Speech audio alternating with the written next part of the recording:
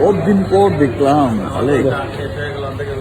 বাংলাদেশ চলচ্চিত্র ইন্ডাস্ট্রির বটগাছ হওয়ার ক্ষমতা সেই রাখে যে কঠিন শত্রু সামনে আসলেও বুকে জড়িয়ে নেয়। এই গাইস, ওয়েলকাম ব্যাক টু সিনে সুমন্ত। কি অবস্থা সবার? একটা ইন্টারেস্টিং ভিডিও নিয়ে আপনাদের সামনে চলে আসলাম। কথা বলবো মেগাস্টার শাকিব খান দেশে আসছে এবং দেশে এয়ারপোর্টে আলেকজান্ডার বোর সাথে একটা ঘটনা নিয়ে। তো মেগাস্টার শাকিব খান বেশ অনেকদিন পরে দেশে আসলো।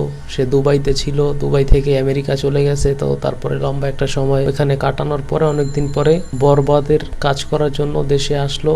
তো কয়েকদিন পরেই বরবাদের শুটিং শুরু হবে। তো ওই বরবাদের শুটিং এর জন্য মেগাস্টার শাকিব খান আসলো দেশে। এখন সে হয়তো তার বাসায় বিশ্রাম নিচ্ছে।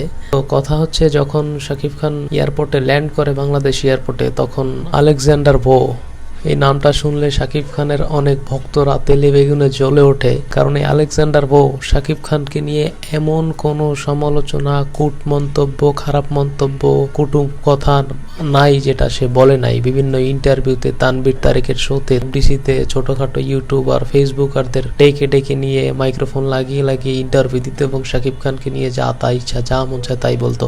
সেই আলেকজান্ডার বো শাকিব খানকে এয়ারপোর্টে দেখার পর দূর থেকে দৌড়ে গেছে তার সাথে একটা ছবি তোলার জন্য বা একটা ভিডিও করার জন্য।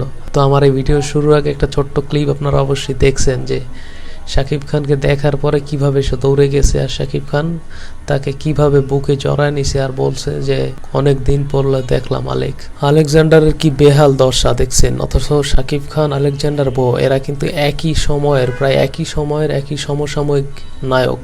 কিন্তু আলেকজান্ডার বো, রিয়াজ এরা হারিয়ে গেছে, ফেরদাউস এরা হারিয়ে গেছে।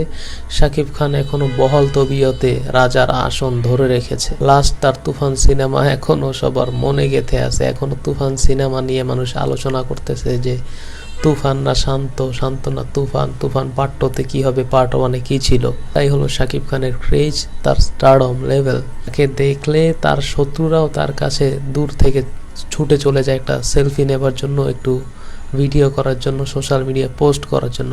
তার অসংখ্য লক্ষ কোটি ফ্যান ফলোয়ার আছে বাংলাদেশ এবং বহির্বিশ্বে, যেখানেই বাঙালিরা আছে সেইখানেই। তো এখান থেকে বোঝা যায় শাকিব খানের মন কতটা বড়। আজকে শাকিব খান যে এই শীর্ষ অবস্থান এত দিন যাবৎ ধরে রাখছে, তার মধ্যে শাকিব খানের অনেক যেই সব গুণগুলো থাকা দরকার, তার মধ্যে অন্যতম হচ্ছে শাকিব খান খুবই বিনয়ী এবং উদার মন মানসিকতার। তাকে নিয়ে অনেক সময়, নানান সময় মিডিয়ায়, ফেসবুকে, ইউটিউবে নানানজন নানান মন্তব্য করছে। সে কোনো প্রতি উত্তর না দিয়ে, জবাব না দিয়ে শুধু শুনে গেছে, চুপচাপ থাকছে, নিজের কাজটা ঠিক মতো করে গেছে।